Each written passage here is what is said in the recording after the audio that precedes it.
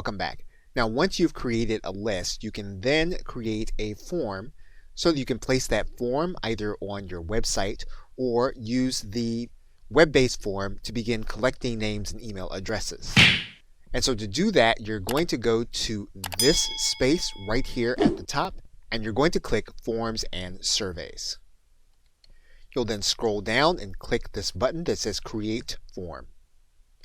Now, once you come to this page, you are going to be brought to a wizard that will help you to create an appropriate form for your niche or for your market.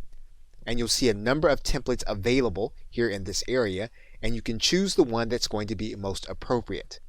Now, one thing that you can do is you can come down to the bottom and you can start with a blank template. And when you click on that blank template, you're going to be brought to this area, and then these are going to be templates that are going to be generic in nature, and they'll work so that you can create a transparent background to place them on any web page without changing the look of the page. And the most basic of form you'll see here. It's a blank form. It says you'll be able to type your headline. It'll collect the email address as well as the person's first name. We're going to click Use Template. And what we'll then be able to do is we'll be able to click inside of the headline and we'll be able to change it for our particular market, product, or niche. Of course, we can then center our content. We can eliminate the help text. And you have three ways of customizing the form.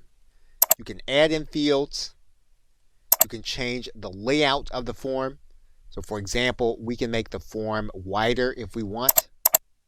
And we can change the item spacing. We can also change the style of the form. So in this case, what we can do is we can change the background to one that's going to be transparent.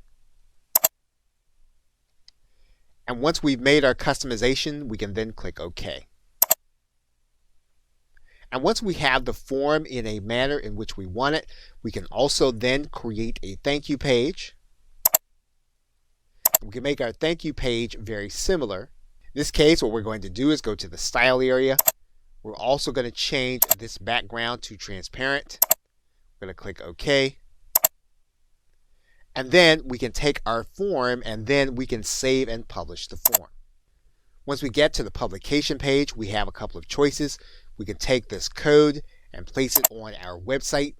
If we have HTML code, this code will show the form we created, or we can have GetResponse host the form, and then we don't need to have a website. We can collect names and email addresses with this link. So if we copy this link and we go to our browser, and you can then see our web form. Okay, so with that, thanks, and I will see you in another video.